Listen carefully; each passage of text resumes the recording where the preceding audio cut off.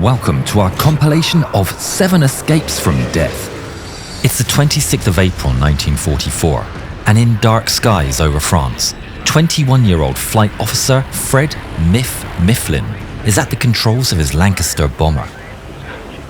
He's in one of over 200 bombers in the air tonight to take out critical targets in Germany, and German radar knows they're coming. A specially adapted Bf-110 with guns that point up eases under an unsuspecting Lancaster and fires. The 7-man crew look on in horror as one of their own goes down. Many of the Lancasters are lost this same way this evening. Approaching the target, Miff gets on the intercom and tells everyone to get ready. Get ready, men. Coming close. Behind Miff sits flight engineer Norman Jackson. Jackson has to jump up and fold the seat over as the bomb aimer scrambles forward and gets into position. The Lancaster is rocked and the darkness is illuminated by flak as they get closer to the German factories.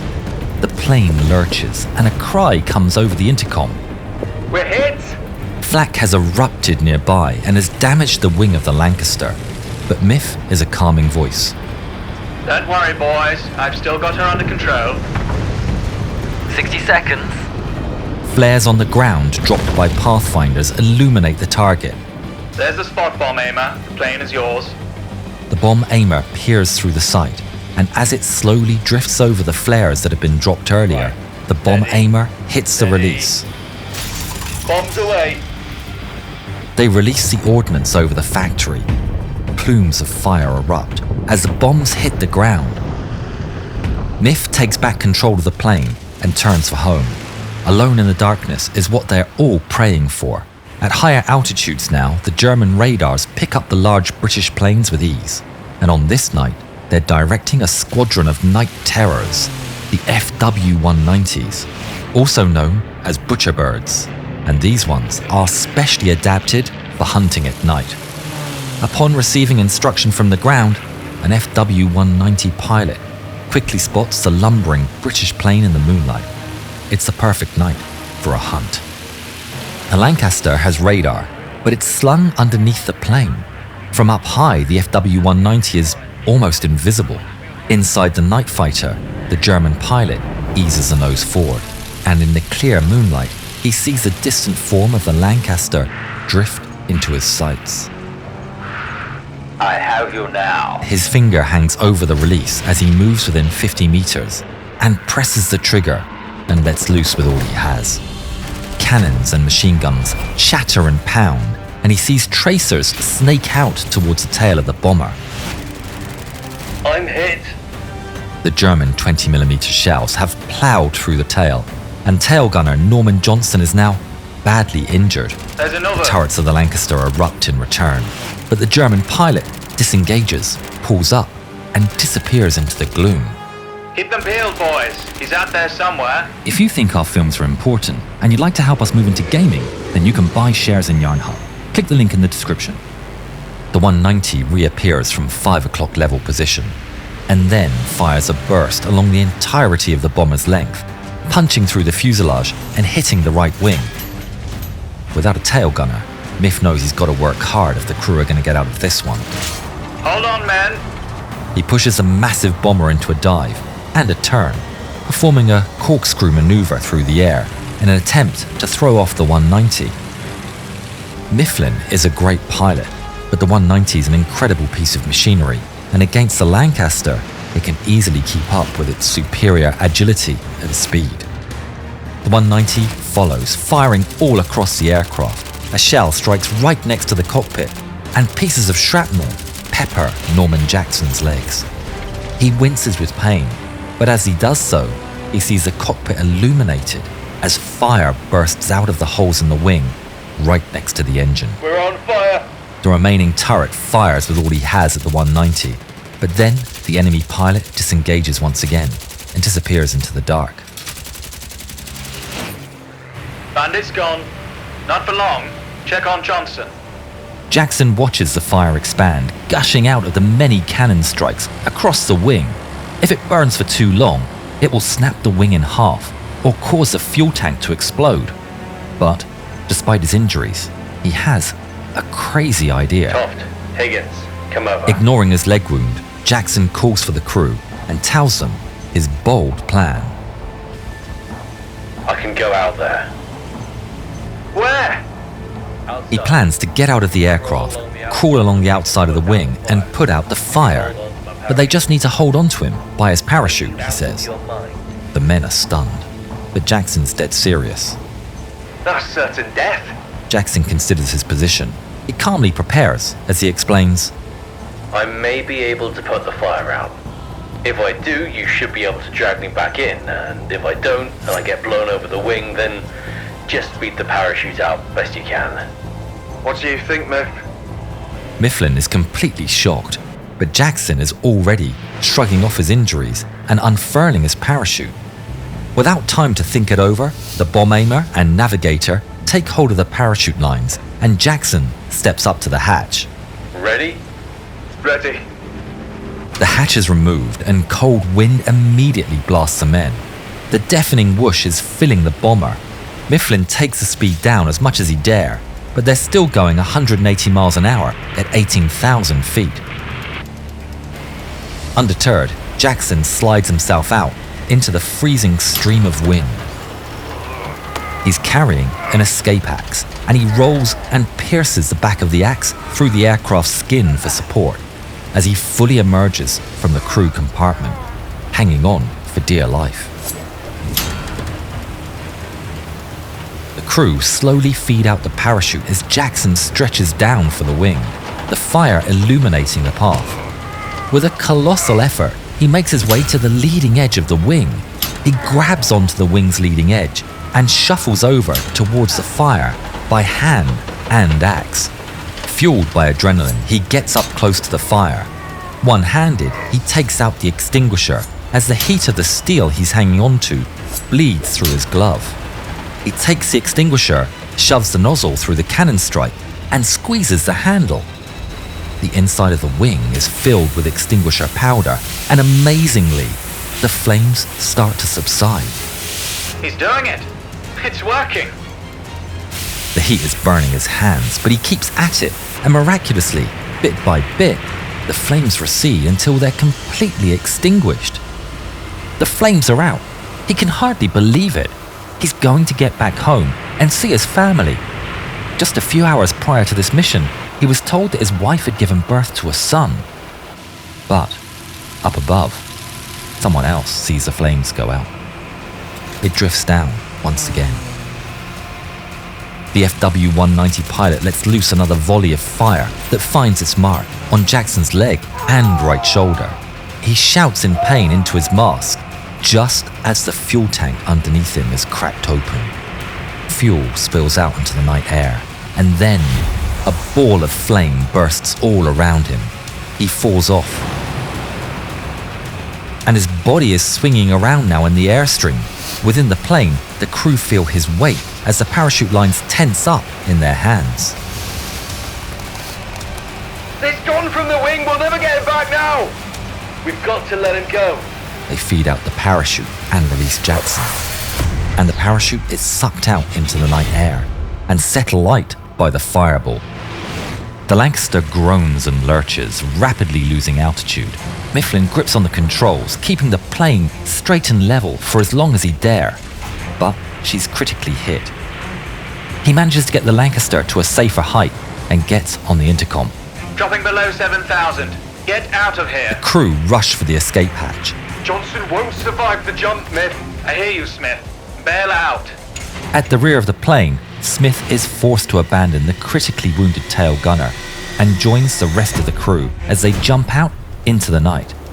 Please wishlist and follow our game Brass Rain on Steam by clicking the link in the description. In the distance, their flaming Lancaster loses control moments after they jump. Mifflin can't abandon the tail gunner, Norman Johnson. They're close friends. Johnson's injuries are too severe to survive a jump, and Mifflin takes the decision to try and crash land the plane. Norman, I'm landing the plane. You hear me? I hear you, Miff. I'm here, and we're going to crash land. Yeah. You hear me? Okay. Okay. That act was not to succeed, and both men lost their lives. A flaming parachute wheels and flaps in the night sky, with Norman Jackson attached. Incredibly, he's still alive, the ground approaching rapidly until Jackson hits the ground hard. Smoke is still coming from his charred flight suit. He's in terrible pain, but he's alive. Bushes broke his fall, but even so, the impact was so hard, it's broken both of his ankles. His hands are badly burned, his legs are covered in wounds, and he has a bullet in his shoulder. Help! He's in desperate need of medical attention. He won't make the night without it. He sees a farmhouse. Harnessing all his remaining strength, Jackson crawls towards it on his elbows and knees.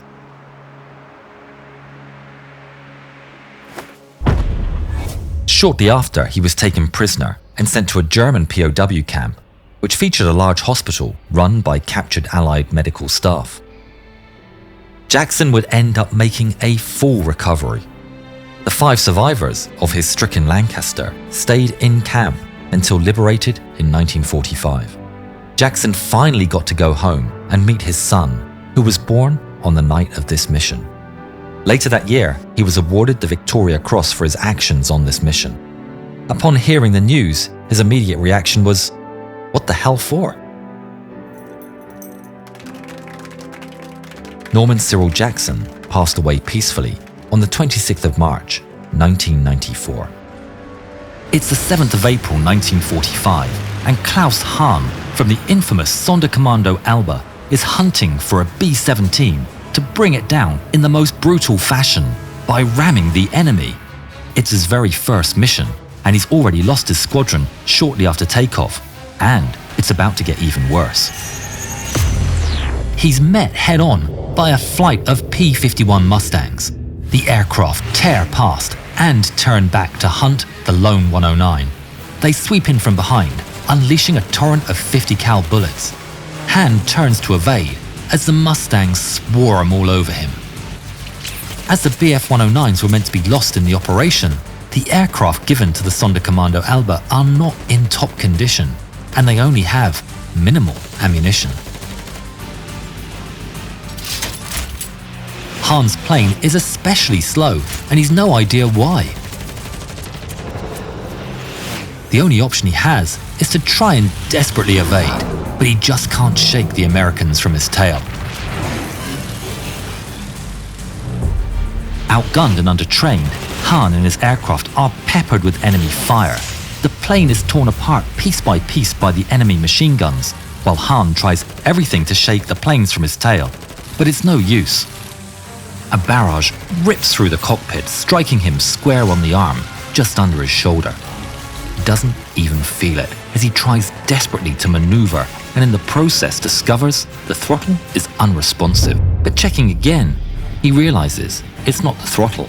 His entire arm is not moving. He has to bail. He rolls his Bf-109 over and prepares to jump. But as he does, his unresponsive arm falls limp against the canopy. Flying upside down, he dives away to try and bail safely, rapidly gaining speed as he falls from the heavens. Hahn looks up towards the ground, seeing his own limp arm against the glass. But suddenly, a gap appears in the clouds, revealing a sight that makes his skin crawl. It's a formation of B-17s right underneath him, the bombers he so despises. His fury gives him strength, and he retakes the controls and dives to the attack. His eyes lock on a B-17 in the very center of the formation. His life flashes before his eyes, and he contemplates how he got to this point. How at the age of 17 years old, he saw streams of bomber formations dropping thousands of tons of ordnance upon his home city. Die Folgen der Bombardierungen, insbesondere tote Frauen, tote Kinder und tote ältere Menschen, haben starke Emotionen ausgelöst.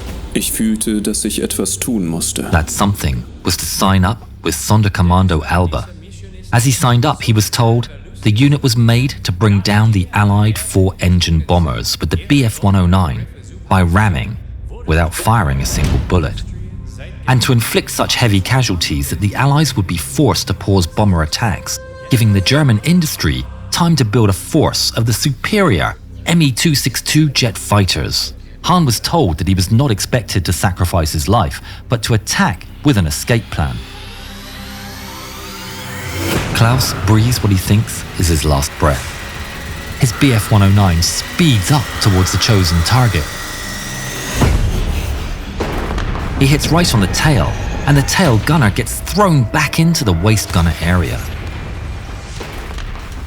The B-17 is rocked by the strike. In the cockpit, Bud Wentz radios his men. What happened? Everyone okay? We're all fine, but we just got hit by a fighter. Damage? We have a massive hole in the tail. The turret is gone. How the hell are we gonna land this thing? Vertical stabilizer is all torn up. We're shedding a lot of parts, Captain. Understood. Wentz realizes he needs to quickly get his fort under control to ensure he doesn't hit any other B-17s in the formation. But when he attempts to use the controls, he finds them completely dead. Elevator and rudder both do nothing. All he has is engine power. How the hell are we still flying?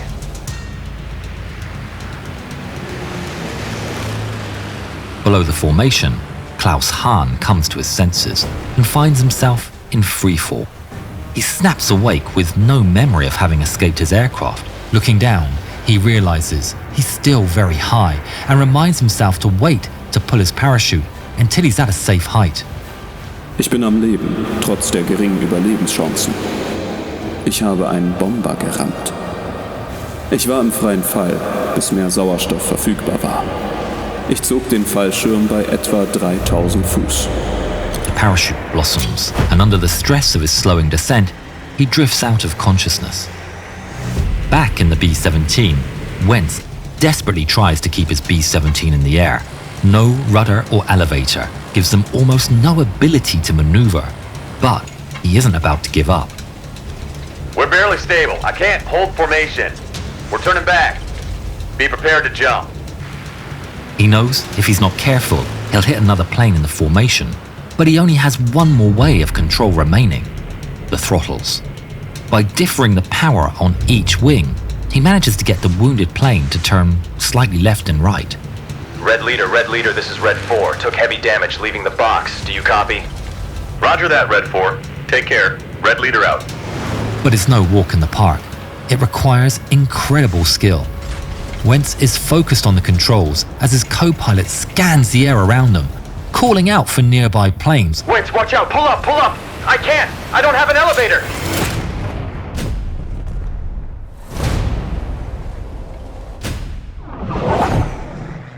That was close.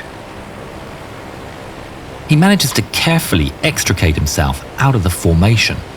They get clear from the planes, but now the bigger problem is altitude. With no pitch control, the only thing he can do to control his altitude is change his speed and wait for the aircraft to naturally rise and fall. In an incredible display of airmanship, Wentz and his co-pilot manage to make big, ugly turns and point the crippled B-17 back towards Allied lines, searching desperately for somewhere to land. Do you see anything? Over there. It's an airfield. Is that ours? I have no idea. Do you think we can look for another one? Wentz sinks. The aircraft shudders. Now, this one will have to do. The crew know they're still over Germany. A runway here could be in enemy hands as the front lines are moving so quickly. And the runway they've chosen is much shorter than the base in the UK. But it will have to do. Mixture control, auto-rich, hydraulic They're pressure. dangerously It low. holds. No Valves room to closed. bail out if anything goes wrong. Altitude 300, 250. He's only going to get one shot at this. Engine set to 2100. The barely flying bomber comes in, right down the middle of the runway. Altitude 200, 150. Landing gear down. Not yet. Wait. 100. Landing gear now? Wait. Now. Gears, down left. Wentz deploys the landing gear as late as possible to avoid disturbing the balance, and moments later, wheels land. Wentz cuts out the throttle and hits the brakes. The aircraft rolls down the runway as relief washes over the crew. They taxi off the runway, glad to be alive, but unaware if they're prisoners of war or not.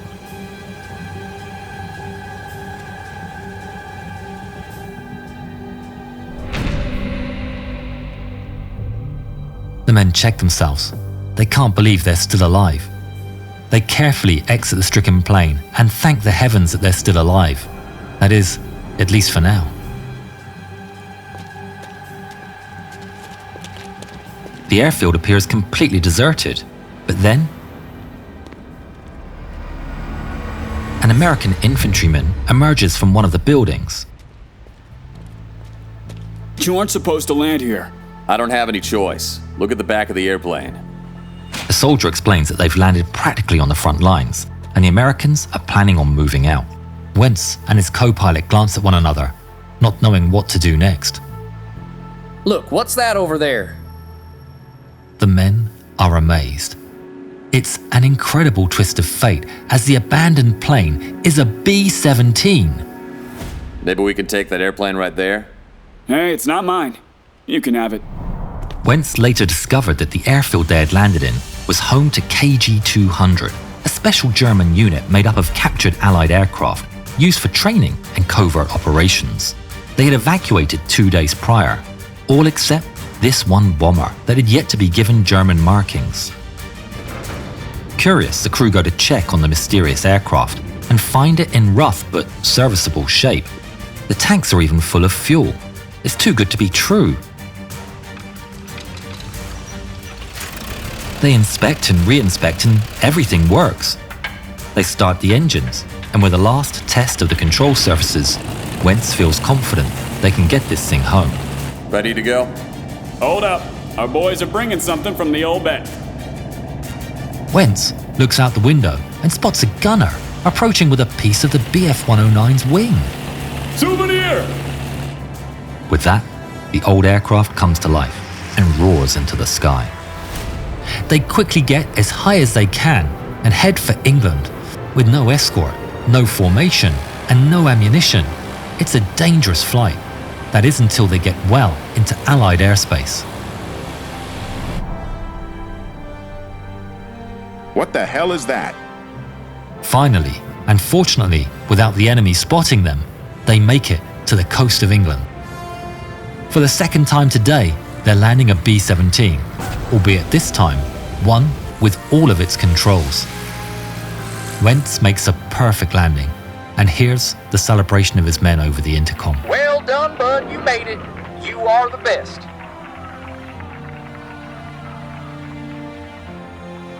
I seem to remember we gave you a brand new plane. Well, that one is down in Germany somewhere. Klaus Hahn was picked up from the German countryside and brought to a hospital at Münster. His arm had to be amputated, but he lived to tell the tale. Ich kann nicht sagen, warum ich trotzdem gerammt habe. Vielleicht Verzweiflung. Ich werde nicht behaupten, dass es Mut war. Ich hatte es bis hierhin geschafft, dachte ich. Also kann ich auch das Rammen überstehen. In the end, the desperate attacks of the Sonderkommando Alba were pointless. Germany capitulated just 1 month later. With just 150 pilots, they never had a chance to make a dent on Allied bomber formations. Allied High Command never even realized that they were under coordinated ramming attack until documents detailing the efforts were discovered after the war. After the attack, Wentz's crew was relieved of duties.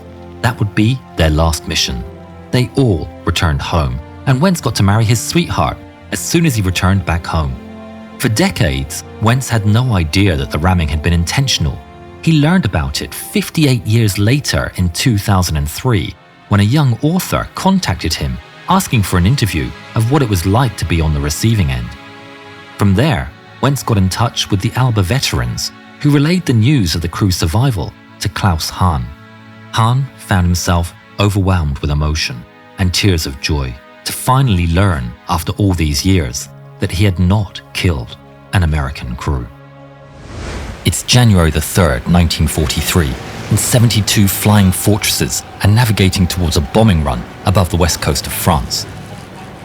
Inside the ball turret of the B-17, nicknamed Snap, Crackle and Pop, Staff Sergeant Alan E. McGee is looking out for enemy fighters. The planes are on a mission to destroy an important German U-boat base at Saint-Nazaire. Everyone in the plane knows the Luftwaffe is on full alert. As the plane makes its final turn over Lake Grand Loup towards their target, McGee sees the beauty of the French countryside, suddenly interrupted by black explosions. Flak. As the flak starts up, the P-51 fighter escorts peel off. Their fuel is spent. The B-17s are on their own. Get ready, men. We're in for a tough ride. In the pilot's seat of Snap, Crackle and Pop, First Lieutenant Arthur Adams struggles to keep the aircraft flying straight as the formation is rocked by heavy flak. We're fine. Missed this one. Saint-Nazaire is nicknamed Flak City by the pilots, and these huge eruptions that seem to be exactly at the correct altitude Damn flak. are a horrifying sight. It seems impossible to make it through this while flying straight and level for a long bombing run. Then, through the explosions of flak, Adams notices something else to the left. Something that shouldn't be there with all this flak. Contrails, 8 o'clock. Are those enemies? Confirmed. There's a lot of them. Boys, you see that? Better get ready. No, they ain't not. The official mission report stated, The enemy fighter operations were performed with great skill and determination. enemy fighter units flying Focke-Wulfs in strings of 4 to 6 flew parallel to the lead group until reaching a point at least a mile ahead of our flight. They then turned into the flight, climbing slightly on the turn and diving slightly as they completed the turn so as to bring them below the field of fire of the top turret gun. Damn it, I can't see them. Approaching from about 11 o'clock, they swung toward the lead airplane, then cut slightly back on the wing airplane on 3 position. Our nose gunners fired ineffectively as the Focke-Wulf closed. The Focke-Wulf came very close indeed before opening fire and then quarter-rolled away to avoid collision. They appeared to pass within 50 to 100 feet of our wingtips and attacking the number 3 airplane. They came in rapid succession so that it was difficult to bring them successively under fire. The Focke-Wulfs ignored the AA fire, which was bursting all around our formation. The closing speed is incredible, and it seems no sooner they spotted that they're past the Snap, Crackle and Pop, scattering as they pass. One goes inverted underneath the plane, and Alan McGee is ready in his ball turret. He lets loose as his guns blast from each side of the turret, as it sways to the left following the FW-190 that's passing way too close to him. He sees bright flashes of tracers, almost blinding him from his 2 50mm caliber machine guns. But everyone misses. The plane's too quick, and it's already a speck in the distance. Damn it, they're back! Keep your eyes open, they'll be coming around again. McGee had never seen the German planes ignoring the flak like that. This raid was his 7th combat mission, and in Snap, Crackle and Pop, that made him the most experienced crew member. Another from 1. Hold on, boys. We'll get through this. The 190s come in for another pass, this time from the rear. They're coming from the back! Gunners return fire, and tracers once more fill the air. I hit him. No, didn't go down. And still, the flak explodes around them. The Germans are relentless. It's a maelstrom of explosions and lead. Planes go down, but through the fog of war, it's hard to tell who is lost. Through bursting shells, 6 fighters lock onto the lead plane of the formation, S for sugar. All the other planes in the formation have been instructed to release their bombs when the lead plane does. S for sugar's captain feels the weight of responsibility for the success of the run, and he continues straight on his course, determined to hit the target. But sparks fly as German planes close on the nose of the aircraft. Despite the flak and the swarm of enemy fighters, B-17s continue on their course. That was close. Navigator, how far to the target? Kali, another B-17, gets a direct hit from flak and rolls over. We have to bail. McGee sees it go down, and there's a huge mass of smoke filling the view. McGee looks at the glass of the main sighting window before him, and a small crack appears. Looking up at the fleet of B-17s cruising through the rain of black shell bursts, German soldiers aimed their 40mm Flak 28 guns. Their fire is persistent, shells peppering the heavens with 120 rounds per minute. Nearby, a more powerful Flak 88 fires high explosive shells. Again and again, the heavy flak barrage is sent into the air, predicting the trajectory of the flying B-17s. Die Amerikaner haben keine Chance. Back inside the Snap, Crackle and Pop, McGee thinks they've nearly made it to the drop zone, but it's not soon enough. An explosion hits.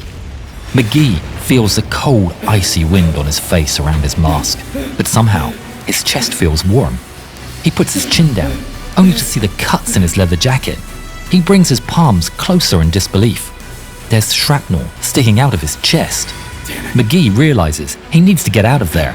He can't bail out, as in the turret there's no parachute.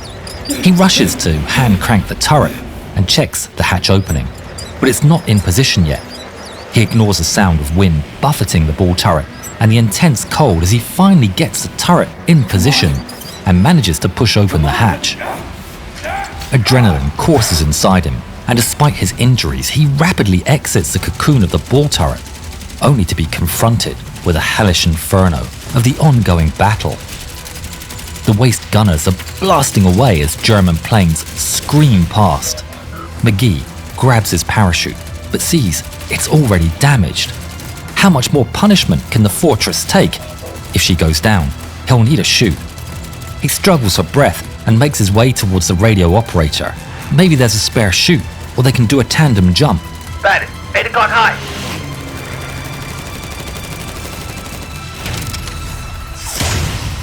Another blast strikes near Snap, Crackle and Pop. It's a big one. The aircraft shudders and groans like a wounded beast as sparks fly and the men are thrown to the floor. There's now a massive hole in the middle of the aircraft. Fighting the wind, McGee climbs to the window near the radio operator's position and looks up. What he sees turns his blood cold. A German fighter coming right at them. The FW-190 lets loose with everything it has.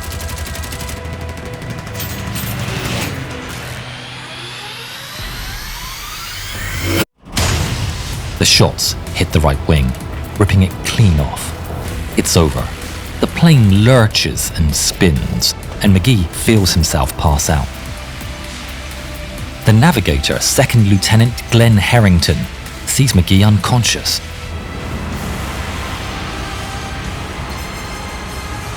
He grabs his collar and tries to wake him. What are you doing? We need to leave now. The B-17 starts going down in a spiral, circling down the line of the remaining wing. My God, McKee's falling out the plane without a parachute. McGee comes around. Is this what death feels like? He sees the explosions of flak and planes from a distance, an observer. And then the pain and cold hits him. He's falling. Falling! He scrambles for his parachute and realizes there's none. Free falling without a parachute at an altitude of 20,000 feet. At this speed, he'll hit the ground in less than a minute. He rolls in the air. McGee later said he was terrified to see the ground approaching him as he was falling. The only thing he could do was pray. In the midst of it, he started negotiating with God, telling him, I don't wish to die, because I know nothing of life. The landscape spins as the ground looms closer and closer. A strange calm settles over him as he surrenders himself to his inevitable fate. He notices the German base, the target of the mission. Now, just like a bomb released from the aircraft, he's struck by the irony of the fact that he's going to hit it. He sees the coast, and the trees below him are now becoming bigger. He rolls onto his back and closes his eyes.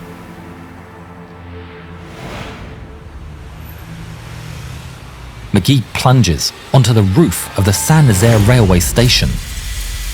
The skylight smashes into a million pieces, and his limp form finally comes to rest on steel girders above the railway track. German guards rush to the scene. Hat das Ende bekommen, das verdient. Ich stimme dir zu, Hans. aber wir müssen ihn runterholen. The guards climb the girders and remove the body. Then a cry goes up. Holen Sie einen Arzt. Mein Gott, er lebt. McGee wakes to find white sheets surrounding him. At first glance, Alan McGee thinks this must be the afterlife. Then he notices a German doctor standing near his feet. We didn't think you would make it. He explains to McGee that he was severely injured after falling to earth at Saint-Nazaire station. On either side of where he fell, there were concrete objects with hard roofs. The central part of the station was covered with a glass roof with steep sides positioned in the shape of an inverted V. It was really a miracle for McGee to fall exactly on the station's glass roof, and with the multiple layers of flight suit and thermal suit, maybe in some way that had cushioned his fall. But it wasn't without injury. McGee had broken his right leg and ankle, alongside 28 wounds from shrapnel. Not all of his injuries were visible. There was a lot of internal damage, and the medical staff had to pretty much stitch his arm back to his body. But it was still a miracle, and his survival became known and talked about as the miracle of Saint-Nazaire. But even a miracle has its limitations. McGee was now a prisoner of war. German troops transferred him to a prisoner of war camp in Austria. He often wondered if anyone else from the Snap, Crackle and Pop survived. McGee knew that the B-17 had crashed near the coast, but maybe some of them were as lucky as he was. It wasn't until he ran into a familiar face, his tail gunner from Snap, Crackle and Pop, Staff Sergeant James I. Gordon. Gordon explained that after the plane blew up, he pulled the chute and landed on the beach where the Germans captured him. Surely I thought you were dead. How the hell are you still alive? In 1945, at the end of the war, McGee was released and went back to the US, where he received the Purple Heart and the Air Medal for meritorious conduct. Surprisingly, the experience of falling from the fortress during the war didn't put him off flying. After returning to the US, he trained and gained a pilot's license and worked in the airline industry. In 1995, McGee returned to Saint-Nazaire. As he was standing in front of the building that was once a train station, he recalled the time he fell through the glass, covering it. I remember it being smaller than this. Well, you were looking at it from miles above, darling. You only felt it up close. On that fateful mission, 3 crew members survived from the Snap, Crackle and Pop. The remaining crew was lost. Out of the total operations, 7 B-17s were destroyed and 47 B-17s were damaged. 70 crew members were missing in action, and an additional 5 were confirmed dead. The operation was seen as a success by the Allies, but in reality, little damage was done to the base itself. Out of a total of 342 bombs dropped, only 26 fell inside the radius of 1,000 feet from the target point. Alan McGee lived a long life and passed away in San Angelo, Texas on December the 20th, 2003. It's the 31st of January, 1943. Louisiana Cajun First Lieutenant Jefferson J. DeBlanc leads 8 Wildcats from Marine Fighter Attack Squadron 112 above the Japanese-held Kolombangara Island. Dropping the tanks. Roger that. Tanks dropped. 20 minutes into the escort flight, a call comes over the radio. Mayday, mayday. Lieutenant, I'm registering a faulty engine here. I'm losing altitude. This doesn't look good. I'm gonna turn her around and head back to base. DeBlanc grits his teeth. Roger. Another plane reports in. Emergency. Request to turn back.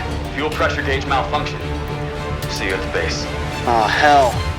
Roger. There are now only 6 fighters left to accompany the strike force. Hey, Wingman, you ain't turning back, are ya? Not yet. But I gotta tell you, my Wildcat's feeling a little rickety. You know out of every 20 planes, only 2 meet flight standards? To hell with the damn fuel gauge. We need all the guns we can get in case the Zeros come. Speak of the devil, now my fuel gauge is acting up. This can only mean one thing. It's a leak. Looks like my impatient virgin is running out of patience. And there's no shame in turning back. Turn back? I ain't no yellow-bellied bobcat. If this is a one-way ticket, then so be it. We got no choice anyway. I see the Japanese fleet. Let's go, gentlemen. As the 6 Wildcats and 12 Dauntlesses approach the target, the dive bombers commence the assault. Japanese anti-aircraft guns immediately spring to action, and pepper the sky like a meteor shower. The Japanese hurry to get their Mitsubishi Peep float planes launched to defend against the blistering attack. Jim, we got 2 Peeps just below in a tail chase pattern going after our dive bombers. You ready to go hog wild? Lead the way, you crazy Cajun. Remember the gumbo! DeBlanc and his wingman, Sergeant Jim Felleton, immediately dive their Wildcats to disrupt the float plane attack. In the swirling dogfight, a rear gunner on one of the Peeps manages to get DeBlanc in his sights and sends forth a hailstorm of fire. DeBlanc pulls hard and dodges the bullets in his leaky Wildcat, and then maneuvers into fighting position. Getting behind the Peep, he lets loose with explosive .50 caliber fire. He sends the plane down in a spiral of flames. He then sets his sights on the lead fighter. The .50 caliber gun on the impatient Virgin rings out like thunder, and the Mitsubishi is reduced to a billowing fireball. With the Japanese assault single-handedly neutralized by First Lieutenant DeBlanc, the dauntless dive bombers are able to carry out their attack, and the escort fighters begin to turn back. Nice shooting, DeBlanc. How's your fuel? Lower than a squirrel's pecker, Jim. That doesn't matter now. These Wildcats are our only chance against the Zeros. Relax, Lieutenant. We're all clear. Nothing except clouds. Looks like we're lucky today. With daylight fading, the Americans make their way back to base. Little do they know, this is just the beginning. Silhouetted against the setting sun, a huge swarm of Japanese fighters are on the move, heading straight at them. The dreaded call of Zeros rings out. In reality, it's 10 Nakajima Oscars with one thing on their mind: seek and destroy. You seeing this, DeBlanc? I'm seeing it all right, like bats out of hell. What's your move? Only one thing to do, Jim. Follow my lead.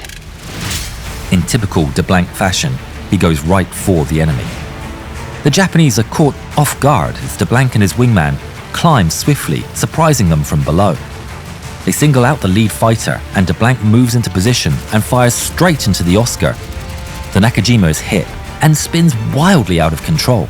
DeBlanc then turns towards the lead wingman and unleashes withering .50 caliber rounds, watching as the Oscar explodes midair. And now you really made them mad. Good. The rest of the Japanese fighters break off their attack on the Dauntlesses, as they pay all attention now on the Wildcats. Specifically, DeBlanc. The Japanese rush forward with revenge in their eyes. Thatch weave, Jim. Turning. DeBlanc and his wingman employ a defensive scissor weave to evade the onslaught.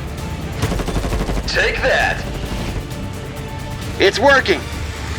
Yeah! Don't go too wide, Jim. You're gonna get clipped. Damn it. Jim, they're on you. Damn it. A Japanese plane gets a Wildcat in its sights and lets loose. Sergeant Felleton's Wildcat is sprayed with enemy fire. Black smoke engulfs his plane, and it goes down. Jim! DeBlanc sees his friend's plane disappear below, with Jim! smoke streaming from it. Jim? But he has little time for concern for his friend, as he's still in the thick of it. DeBlanc's plane narrowly weaves through the Japanese arc of fire.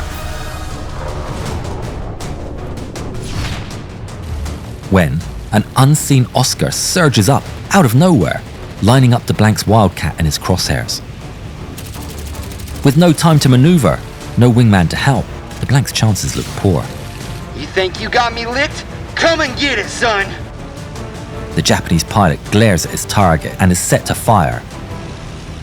Suddenly his eyes grow big. A blistering roar shoots over DeBlanc's head. It's a Wildcat. The stunned Oscar frantically dives away. DeBlanc's life is saved, for the moment. Whoa, that was close. You boys took your time. The squadron of Wildcats try to disengage and return back with the Dauntlesses, but the Japanese have other plans. DeBlanc spots 2 more Oscars climbing towards the convoy in the twilight. He looks at what little fuel remains and has a choice to make. continue on to home, or turn to face the pursuing Oscars. 2 Oscars roar towards the formation with intent. DeBlanc turns his faltering Wildcat to meet them head on. One of the Japanese veers off into another engagement, but one keeps heading straight for DeBlanc. The 2 fighters speed towards each other in reckless abandon, unleashing all the machine gun hellfire their planes can muster. As bullets whiz by, DeBlanc masterfully evades the incoming fire, and the impatient Virgin's deadly accuracy wins the day.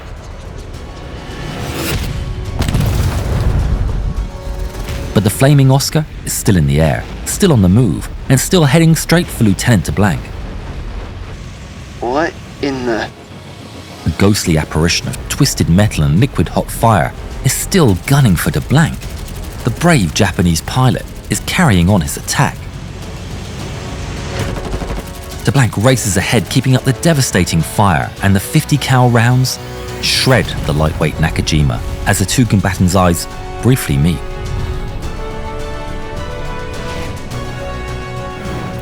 The second Japanese fighter now re-enters the fray and manages to get behind DeBlanc. DeBlanc checks his 6 and grins. I call this one the gator roll. DeBlanc abruptly yanks up on the control, forcing the enemy to overshoot him.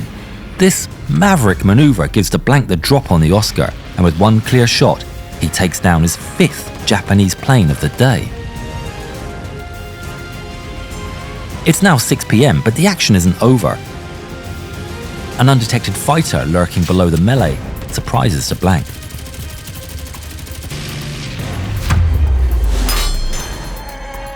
Japanese rounds strike his bruised and beaten Wildcat, ripping off his wristwatch, tearing away at his pants, smashing the instrument panel, and most dangerously, setting fire to the engine. Aw, hell, here we go again! For the second time in 2 days, he's no choice but to bail out of his Wildcat and parachute into contested waters. He floats over the Vela Gulf, in between the islands of Kolomangara and Vela La Vela. Only 5 minutes have elapsed from when he arrived at the battle. 5 minutes in which he has shot down 5 enemy planes. From the air, he seems the Japanese-controlled Munda airfield, which looks deserted. But the faint hum of engines in the air rattles him. He remembers that parachuting Americans are a favorite target for marauding Japanese fighters. I'll do exactly what the possums would do. As Japanese planes approach, he pretends to be dead while drifting down to the waters below. A fighter circles him, eyeing the seemingly dead pilot carefully. Sweat runs down DeBlanc's brow as the fighter circles again, checking for any signs of life.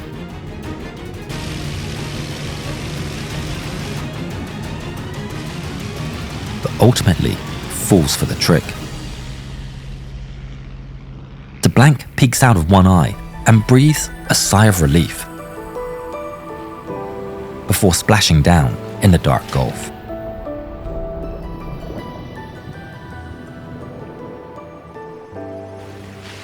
Once in the water, DeBlanc takes account of his situation.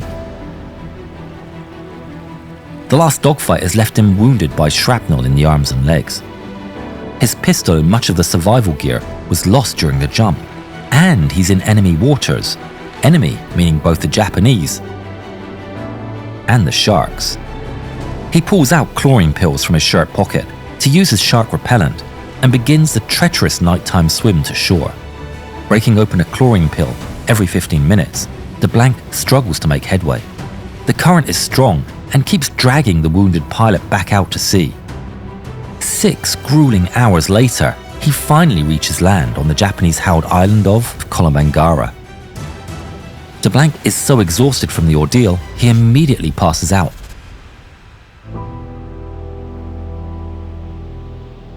Awakened by morning raindrops, the aching Marine enjoys a breakfast of rainwater and a piece of concentrated chocolate. He dresses his wounds as best he can and heads east towards a huge volcanic crater. Luckily, his large shark knife is salvaged from the survival kit, and he uses it to get through the undergrowth. DeBlanc's plan is to locate an airfield and if possible find a plane to fly back to base. but he's deep in enemy territory and unfamiliar in jungle terrain. All day he treks through the thick jungle mangroves, passing over various animal tracks. But there's no signs of civilization. He sleeps in the trees that night, assembling a makeshift hammock between two branches, keeping one eye open for any sign of Japanese or jaguars. The next day, DeBlanc spots an overgrown trail and follows it. His trusty knife blazes a path until a clearing opens up. His tired, starving eyes then behold what looks to be paradise. There are coconut trees, colourful birds singing, a flowing stream, and a single grass hut in the middle.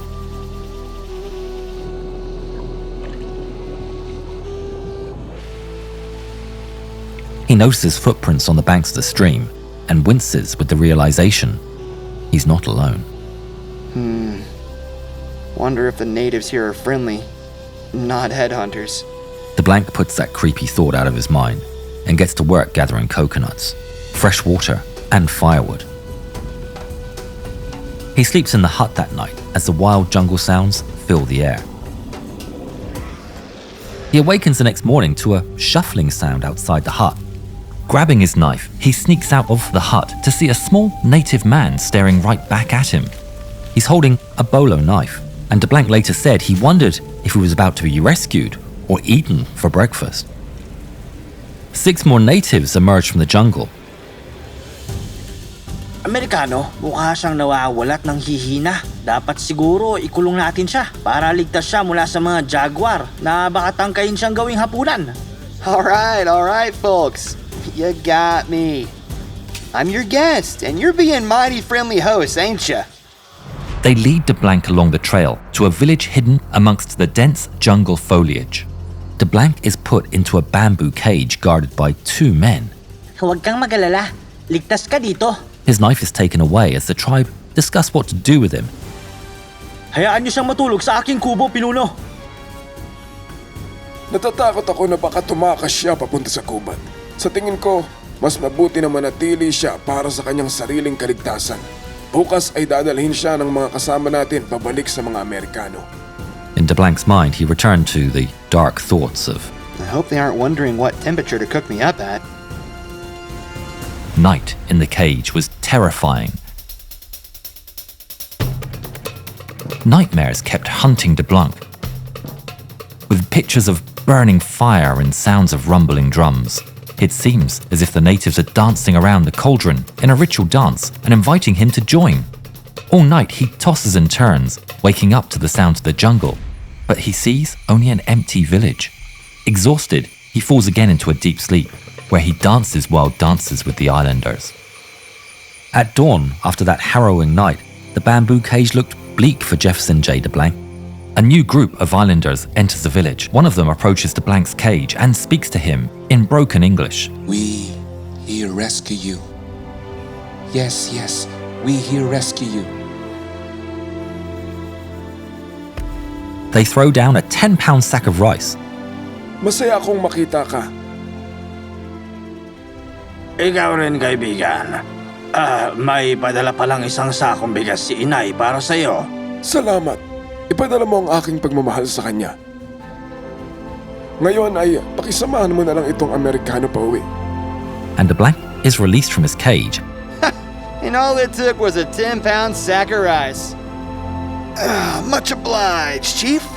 This here's the finest hotel I ever set foot in. Pwede po bang akin na lang yung makislap na gamit mo, Lolo? Estranghero, nais kong regaluhan ka ng sibat na pampaswerte. At ang aking anak ay nagtatanong kung maaari kang mag-iwan ng souvenir sa amin bilang iyong alaala. He wants your buckle. I remember what my intelligence officer told me. Never show fear when dealing with island natives, or it could be the death of you.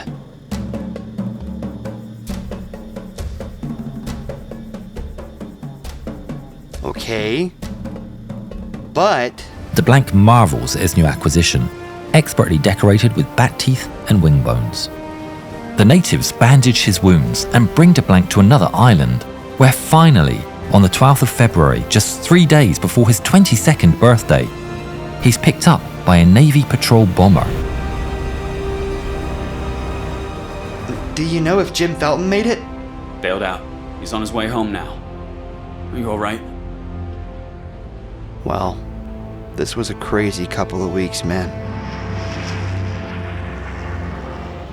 On December the 6th, 1946, he was invited to the White House and presented with the Medal of Honor by President Harry S. Truman for his skill and bravery in the Solomon Islands. He passed away in 2007 in his home state of Louisiana. It's May the 1st, 1960.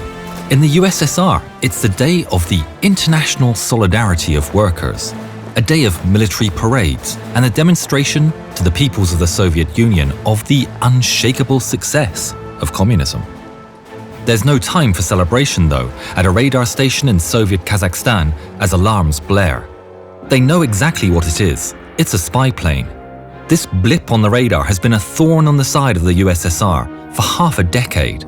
Flying at an absurd 70,000 feet, there's been little the Soviets have been able to do about it, much to their frustration. They know the name of their nemesis as it's spoken of in hushed tones in top-secret meetings. The U-2. How is it possible the Americans can have anything that goes that high and that fast? The Soviet missiles and interceptors always fall short. That is, until today. High Command scrambles absolutely everything to intercept the American plane as it blazes its way deep into the Soviet heartland, further than any U-2 has ever gone before. The Major General in charge, Solodovnikov, receives the news of the contact, and much to his anger, the higher-ups have been furious about the overflights for a long time and demand immediate results. Under immense pressure, he's determined to take the plane down, no matter the cost.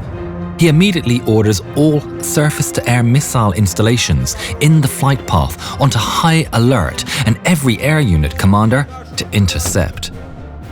At a training ground near Sverdlovsk, Major Mikhail Voronov adjusts his parade uniform in preparation to meet with officers from other nearby divisions.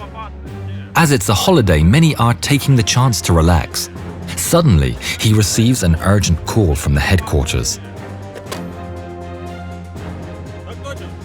There's an American spy plane incoming, and he's to go to his post immediately. Caught completely by surprise, Voronov runs to gather whichever soldiers from his unit haven't yet gone on leave. Meanwhile, inside the spy plane, pilot Francis Gary Powers of the CIA calmly and methodically follows his flight plan. Unaware of the events going on below, he keeps the plane steady as he overflies Chelyabinsk 65, a secret plutonium production facility. 30,000 feet below him is a MiG-19. The pilot struggles to see the U-2 from here and is completely unable to shoot it down due to the height difference, but he shadows it and reports its position.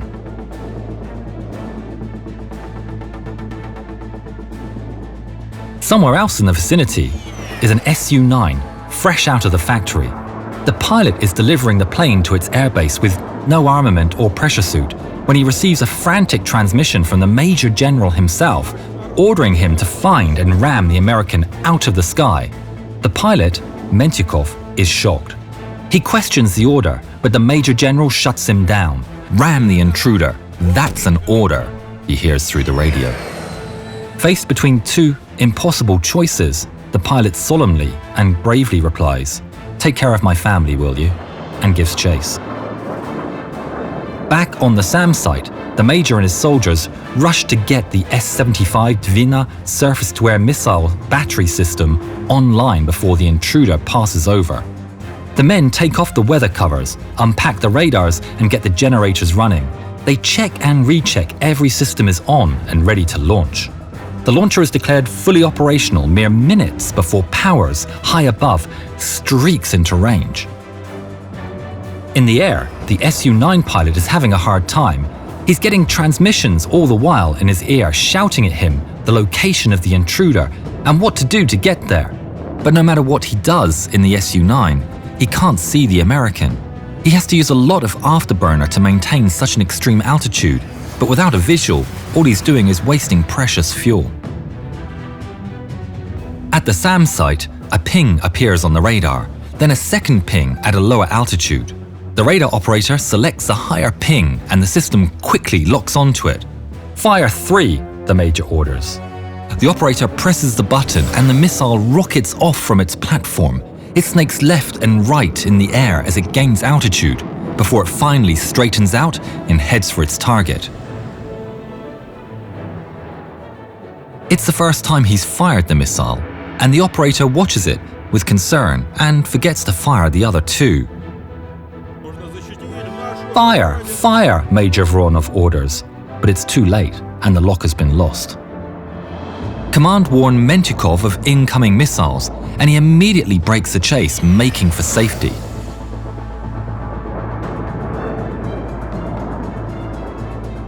On the ground, the Major can see the U-2 and his missile on the radar screen. The blips inch closer together with each radar refresh, just closer and closer. The missile detonates behind the plane. Inside the U-2, Powers notices that the sky is suddenly lit orange, and then he feels a jolt forward.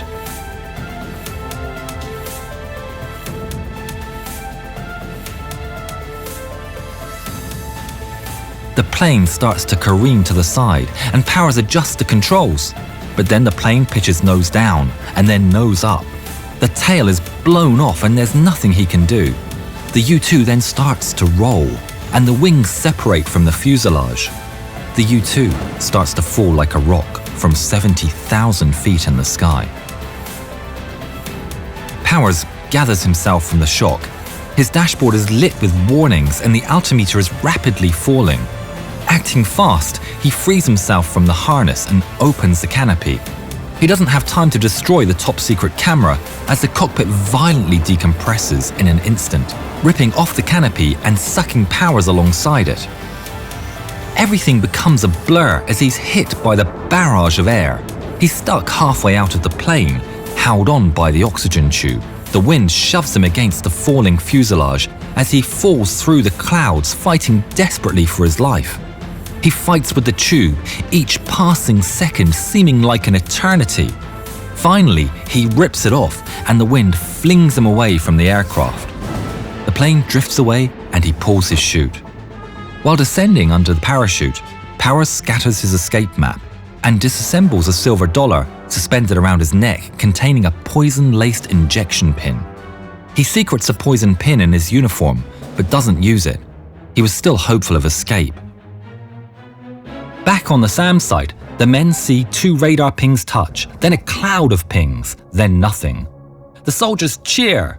"That's a hit!" Major Voronov gleefully reports back to base. Target destroyed, but headquarters shut him right down. "No, he's dropped decoys. Seek the intruder," comes the reply. The Major's taken aback, but there's nothing his crew can do now anyway. 2 MiGs are sent to find the American pilot, while the Major General orders the anti-air commanders to keep firing. Some commanders ask if they should be careful in case there are friendly forces in the area. They're told in no uncertain terms there aren't any friendly forces in the area. Meanwhile, in the MiG-19s, Sergei Safronov and his wingman Boris Aviator enter the area as instructed, searching for what they believe is a still-flying U-2. What they don't know is that due to the holiday, technicians haven't switched their friend or foe transponders to the new codes for May. The MiGs appear on the surface-to-air missile radars, and they're fired upon. Warning alarms screech inside the MiGs as they instantly break off into evasive maneuvers. 2 missiles streak past one MiG before he manages to flee, but Safronov isn't so lucky. He's hit, and his plane all but disintegrates around him. He ejects. At that time, Powers falls hard on the floor. He's met by farmers from a local village. They help him, believing him to be Soviet at first, but the obvious is quickly realized. One of the farmers writes, USA, on a windshield of a dusty truck, and Powers begrudgingly nods. By the time the dust settles, over a dozen missiles have been launched on that day over a course of half an hour, long after Powers is already on the ground. The US government, when informed of Powers' disappearance over the Soviet Union, had to make a decision. What was the official line? They didn't know if Powers was alive or dead. They chose to issue a false statement that said a US weather plane had strayed off course after its pilot had difficulties with his oxygen equipment. What the CIA did not realize was that the plane had crashed almost fully intact and that the Soviets had recovered its pilot and the plane's top-secret high-altitude camera. Taken to Moscow, Powers was interrogated by the KGB for months, but eventually made a confession and a public apology for his part in the espionage. Despite the interrogation, Powers still managed to keep some secrets, including the maximum ceiling of the U-2. Despite resisting interrogation for months, after his apology to the Soviets, the American media frequently portrayed Powers as a coward and even as a symptom of the decay of America's moral character. The major of the SAM site, Mikhail Voronov, and his men would be distinguished for their actions in shooting down the U-2 on that day. The MiG pilot who ejected, Sergei Safronov, would sadly pass away from his injuries. Major General Solodovnikov was expelled from the military for his handling of the situation on that fateful day.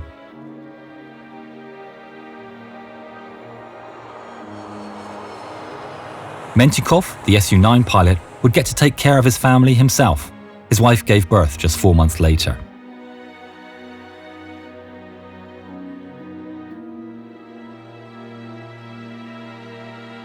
On the other side of the Iron Curtain, the U-2 incident rocked the American government. It deteriorated Soviet-American relations and triggered political mayhem in the United States, as all attempts to cover up and make excuses for the incident backfired. Powers was released a year and a half after the accident in a prisoner exchange, which was later portrayed in the Tom Hanks film Bridge of Spies. He would be awarded the CIA's Intelligence Star upon his return to the United States and personally congratulated by sitting senators for his actions. In 1977, Powers was piloting a helicopter for KNBC Channel 4 over San Fernando. Due to a faulty gauge, he ran out of fuel. While trying to conduct an emergency landing, he noticed children playing in the area and directed the helicopter elsewhere to avoid crashing into them. Powers died in the crash. It's been speculated that he may have survived were it not for this selfless final act. It's the 26th of June, 1943. 3 squadrons of P-47C Thunderbolts fly across the skies of occupied France. They're on a course to meet with a formation of B-17s, returning from a bombing run deep in enemy territory. Towards the rear of the formation is 2nd Lieutenant Robert S. Johnson. As is common for him, he's keeping a careful watch over the skies around him as they venture further into enemy territory, almost waiting for bandits to show their face. He looks up over his right shoulder, and his fear is reality. Coming down from above are 16 Focke-Wulf 190s, barreling towards them. Johnson takes his radio and shouts, "Bandits, 5 o'clock. But to his horror, there is no response, and the planes around him don't react at all. Bandits, 5 o'clock. He shouts again, to the same result. In a panic now, he tries to adjust the radio, but it's already too late. A bullet punches through his plexiglass cockpit from above, barely missing him and piercing the floor. In a blur, a shower of lead rips through his machine. Shells impact the body, and small caliber bullets tear through his canopy and engine, punching through the oxygen tube and hydraulic line, as well as sending shrapnel into his thigh. He tries to maneuver, but the punctured hydraulic line sprays fluid at him, blinding him. Meanwhile, hot oil pours out of the engine and enters the cockpit through the bullet holes in the canopy. where it mixes with the pure oxygen spilling out of his tube, and it ignites. A flash fire lights inside the cabin for a split second. It singes him and causes him to fully lose control. His plane enters a death spiral and falls towards the French countryside far below. Johnson fights with the machine. His eyes are stinging from the hydraulic fluid. He pulls hard on the stick and wrestles with the rudder.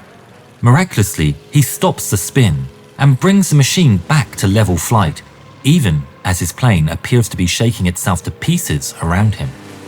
He's bleeding, burnt, and lacking oxygen. He wipes the fluid off his eyes and attempts to bail out, but to his horror, the canopy gets stuck. He's now in the verge of panic. One of the plexiglass panels has been blown out.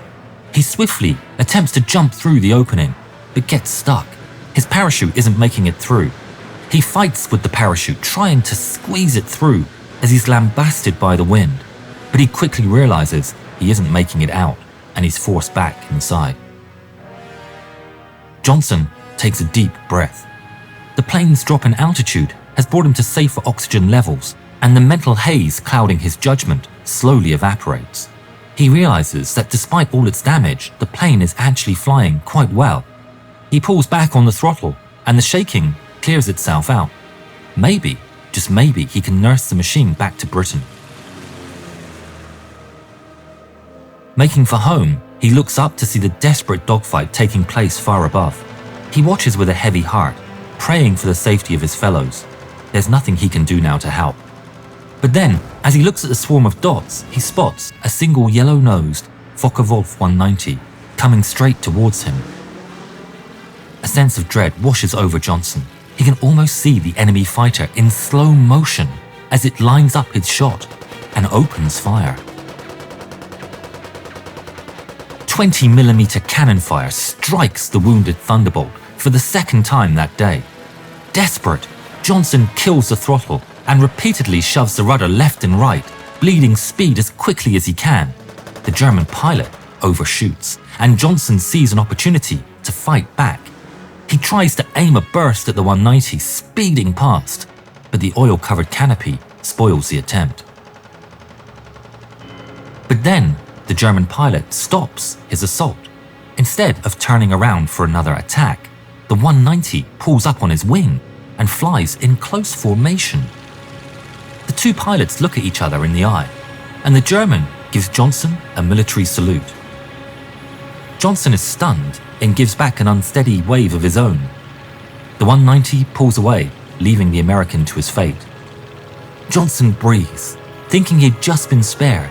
He watches the German machine depart, deeply thankful. But then, he realizes something is wrong. The 190 doesn't head back to where he came from. Instead, he continues his turnaround towards the P-47's tail. Shivers travel down Johnson's spine. He isn't being spared. He drops the seat and ducks behind the Thunderbolt's rear cockpit armor as the 190 cruelly opens fire. The limping P-47 is once again littered with lead. Thankfully, the 190 is out of 20mm ammunition, but still tears through the P-47 with its machine guns, dumping hundreds of 7.92mm rounds into its body and striking nearly everything under the fuselage. The 190 once again pulls out alongside the P-47, and Johnson watches as the German pilot salutes him one more time. Johnson isn't amused and curses at the pilot, who dares fire at a done aircraft and mock its defenseless operator. But of course, his words go unheard, and the 190 once again turns back for yet another run. He hides one more time as the 190 litters the P-47 with its machine guns, this time using the rudder to pepper the Thunderbolt from wingtip to wingtip, trying to shred absolutely everything. Johnson is bracing for the worst, just waiting for a bullet to land the killing blow, as he listens for round after round piercing his aircraft's metal body and impacting the armor behind his back. And suddenly, it stops. He opens his eyes. He's still flying. In a state of shock, he looks to the right and yet again sees the German pilot flying alongside him. They stare at each other for an eternal moment. The German rocks his plane side to side and flies away, out of ammunition. Johnson keeps his eyes on the 190 the entire way, part of him expecting it to come again to finish him off. But this time, it's leaving for good, and the 190 disappears into the distance. He slumps into his seat, wondering how on earth he's still alive. Reaching Manston Air Base a few minutes later, he fears the landing gear hadn't survived the onslaught. But to his surprise, it successfully deploys and locks into place. The tires even remain inflated. Johnson makes a perfect landing and is greeted on the ground by a team of medics. They help him out through the blown window and immediately rush him to hospital. He had suffered burns across his body, swollen eyes from the oil and hydraulic fluid that covered his face, shrapnel injuries on his hands and thigh, and a piece of his nose had been nicked away by a bullet. He would, though, make a full recovery and return to the skies just 5 days later. During his recovery, he got the chance to see his destroyed plane. He stood by its tail and began counting the bullet holes. He gave up after reaching 200 without taking a single step. The pilot who attacked Johnson is rumored to have been German ace Egon Meyer. He would be killed in action on March the following year. Johnson went on to become an excellent pilot, achieving 27 confirmed victories in his trusty Thunderbolt, which makes him the second highest American ace in the European theatre. He would earn the Purple Heart for the incident, but would also earn the Distinguished Service Cross, Silver Star, Distinguished Flying Cross 9 times over, and many more decorations throughout his service. Robert Samuel Johnson would pass away at the age of 78 in Tulsa, Oklahoma, on December the 27th, 1998. It's December the 20th, 1943, high in the skies above Germany. Technical Sergeant Forrest Lee Vossler sits in the radio compartment of his B-17F Jersey Bounce Jr. Feeling the explosions rock the flying fortress. Unbelievably, in a few short moments, he will be begging the crew to throw him out of the plane. For now, the plane braves the heaviest flak he's ever experienced. All around, there are bombers smoking or going down under the relentless punishment. Bombs away. Columns of ordnance fall from the sky, and the formation turns for home when disaster strikes. The B-17 almost rolls over with the impact, but pilot John Henderson narrowly brings it under control. The ball turret gunner Edward Ruppel watches as the fire engulfs their engine. Number 1 is on fire! I know it, Sergeant. Henderson rolls over on the left wing and puts the plane into a dive. The fire goes out, but at the same time, number 3 engine spews a stream of oil and loses all power. They fall away from the formation alongside other aircraft, too wounded to keep up. We're in trouble now. Yeah, tell us something we don't know. Back with Vossler, he abandons his radio and gets hold of the .50 caliber machine gun on the roof. He peers through the plexiglass and sees the awe-inspiring formation of B-17s above him. They stretch as far as the eye can see, moving as black puffs of smoke materialize from thin air. But then, suddenly, the flak stops.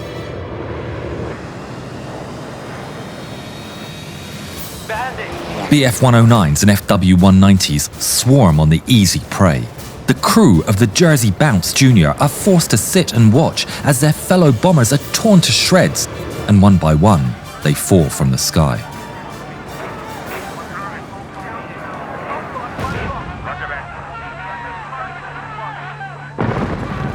The crew are all very aware that they are next. It starts. 2 BF-109s charge from behind. Tail gunner George Bust opens fire with his twin machine guns and scores hits on the lead German, but it's not enough. They open fire with their 20mm cannons, and a shell hits square on Bust's guns. He cries, "I'm hit!" and falls silent.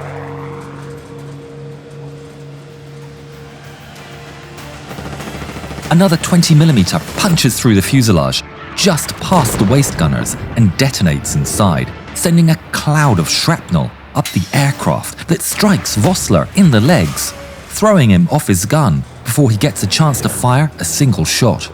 Outside, more and more aircraft join in the fray. 9 single-engine fighters, a mixture of 109s and 190s, swarm all over, relentlessly firing volley after volley of bullets, while the American gunners desperately fend them off. By sheer luck, many seem to have run out of cannon shells, but they still dump hundreds of low-caliber bullets all over the B-17. Inside the aircraft, Vossler gathers himself up. The adrenaline silences his pain, but he can still feel his lifeblood draining from him. Full of determination, Vossler stands back up to the machine gun. He joins the fight, opening fire on an FW-190 coming in for a run. Together with the top turret, they pepper it with lead and force it to turn away, spewing oil. They resist the attackers with all their might, and one by one, the enemy fighters turn away, damaged or out of ammunition. Did we get out of this? Nothing on our thing. With the enemy presence dwindling, waist gunner Ralph F. Burkhardt abandons his machine gun and rushes to the back to check on the tail gunner. He finds him unconscious. Simpkins, come to the back. Boss gets hit. Bad. Bill Simpkins is on the top turret. He doesn't need to be told twice. He abandons his post and rushes to the rescue. The 2 men drag the injured tail gunner to the waist gun area. He's badly injured. Simpkins does the best he can. A new opponent comes into view. It's a BF-110 that pulls up alongside. The crew of the Jersey Bounce Jr. managed to empty a barrage of 50 caliber rounds straight into its flank. Its engine bursts into flames, and the enemy falls earthbound. Soon after, a BF-109 attempts to pass from above, firing with its small guns. Again, it's met straight on with a volley, and it tears to shreds and goes down. Simultaneously, back in the waist gunner area, Burkhardt is back on his gun and opens fire at the enemy plane incoming from behind. He holds down the trigger, sending a stream of bullets towards the enemy. Multiple hits strike the German's right wing before it flies behind the bomber's tail. There's an enemy on our thing. God damn it, I can't see it. The German machine comes into view, missing its right wing, on fire and tumbling out of control as it disintegrates. You got him. He's going down. Simpkins has stabilized the injured tail gunner as best he can and realizes nobody's guarding the bomber's rear. Out of his own initiative, he makes his way to the destroyed rear guns and stands watch.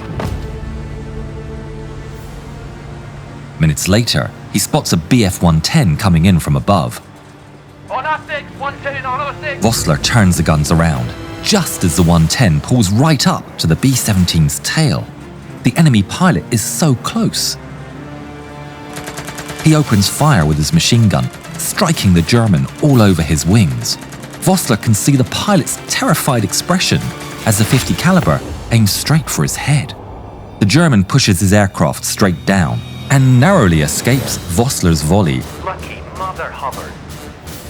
Just at that moment, a 109 comes down from above and fires a 20mm shell straight into Vossler's gun. The shell explodes right in his face, showering him with shrapnel and throwing him onto the floor. Vossler lies on the bomber floor, badly hurt, believing he's about to die. Slowly, his fear makes way for calm acceptance, and he thinks to himself, "It's been a great 20 years." Meanwhile, the rest of the crew comes to the realization that all the attacks have ceased. They've survived. Ruppel struggles his way out of his ball turret and is immediately greeted by the sight of Vossler, thrown in shock from blood loss. He rushes to help, lifting him up and onto his radio operator's chair. He's in a terrible state, but he's alive. In the cockpit, the pilot, Henderson, assesses the situation. They've been losing altitude this whole time. The wings are so shot up, They can hardly fly. Half his gauges don't work. 2 of his engines are down, and they're still over Germany. They're not going to make it. They'll be lucky if they even get past the beach. In a last-ditch effort to keep the bird aloft, Henderson gets an idea.